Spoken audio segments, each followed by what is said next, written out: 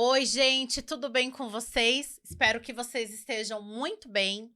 Gente, antes de começar o nosso vídeo, eu vou pedir para vocês curtirem, compartilharem o vídeo e também trazerem sugestões aqui nos comentários, tá bom?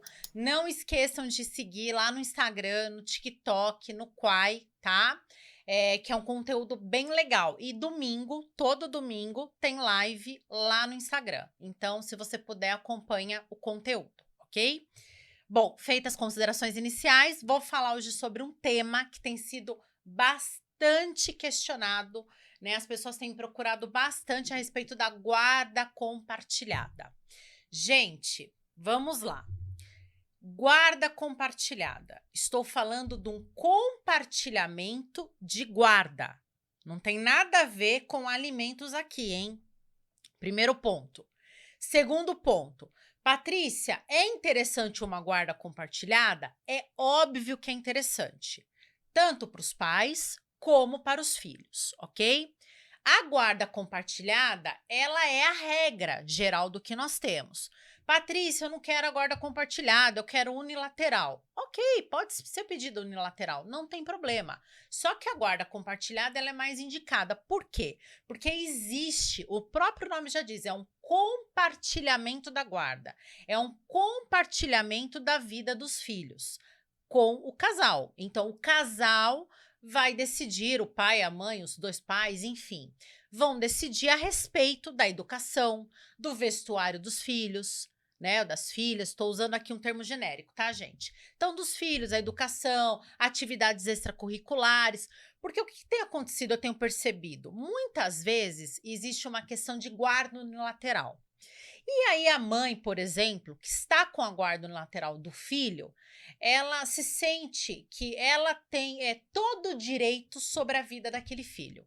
Então, ela que tem que decidir a escola em que vai estudar, ela que tem que se decidir a roupa que vai usar, que vai se vestir, quanto que vai ser destinado para a roupa, ela que tem que decidir as atividades extracurriculares, e muitas vezes o outro genitor, o pai, por exemplo, fica de fora da vida do filho, do convívio, né? Então, aí cria uma certa autoridade, quer dizer, e o pai muitas vezes já veio me questionar, inclusive, casos aí que eu atendi.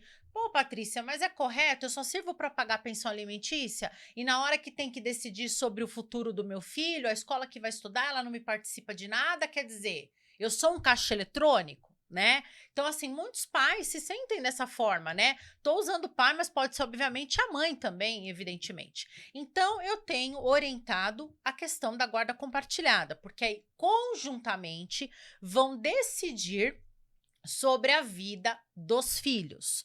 Isso é um ponto. Patrícia, a guarda compartilhada é para todos os casos? Não, não é para todos os casos. Não adianta você querer ter uma guarda compartilhada se os pais não têm um mínimo de uma situação de uma saúde no convívio, um convívio saudável, digamos, de uma comunicação, uma conversa, um acesso a algo que dê para conversar.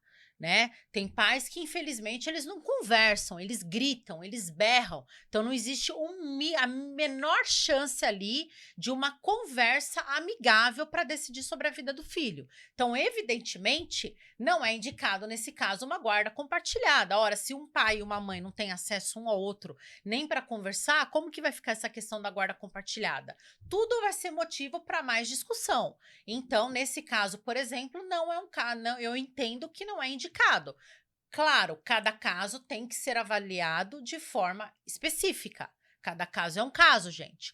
Outra situação que eu entendo que também não é aconselhável uma guarda compartilhada: alienação parental. Ora, como numa guarda compartilhada com alienação parental? Teu pai não presta, tua mãe não presta, é uma vagabunda, é um vagabundo. Como que vai haver uma guarda compartilhada se não existe o menor respeito ali nos pais, né? Com relação ao que é dito ou não para os filhos. Então, uma guarda compartilhada, eu entendo que não seja viável também numa situação dessa, tá? Um ponto importante aqui, que agora eu preciso de muita atenção, e isso tem sido assim questionado muitas vezes. Patrícia, eu quero a guarda compartilhada porque aí eu vou parar de pagar pensão. Oi? Como assim? Gente, Não tem nada a ver. Uma coisa não tem nada a ver com a outra. É o que é compartilhado é a guarda compartilhada. Não quer dizer que você vai parar de pagar pensão. O que tem a ver uma coisa? Não tem nada a ver com a outra, gente, tá? Então presta atenção, guarda compartilhada não vai te desobrigar de pagar alimentos. Ora, tá compartilhando a guarda, a criança agora não vai comer mais, não vai se vestir, né? Não vai ter acesso à saúde, ao medicamento. Como que é? Não existe isso, gente. Uma coisa não tem nada a ver com a outra, tá? E outra coisa, tem vídeo no canal falando sobre pensão alimentícia e alimentos, né? Que é obrigação do pai e da mãe, dos dois, né? Não adianta ser só obrigação de um, é obrigação dos dois. Claro que existem casos e casos e há casos de exceção. Estou falando uma regra geral. Então, se existe uma guarda compartilhada e a residência fixa está com a mãe, por exemplo, o pai ele vai ter que pagar pensão alimentícia, tá? Porque importante destacar ainda, a guarda compartilhada não quer dizer que a criança vai ficar 3 dias morando na casa do pai, 2 dias morando na casa da mãe, entendeu? Não é assim. É a guarda compartilhada, as decisões sobre a vida dos filhos. Mas a residência fixa pode ser colocada com a mãe, pode ser colocada com o pai, tá? Não impede também de haver ali um revezamento, mas aí não estaríamos nem falando, talvez, num nome juridicamente numa guarda compartilhada. Tá ok, gente?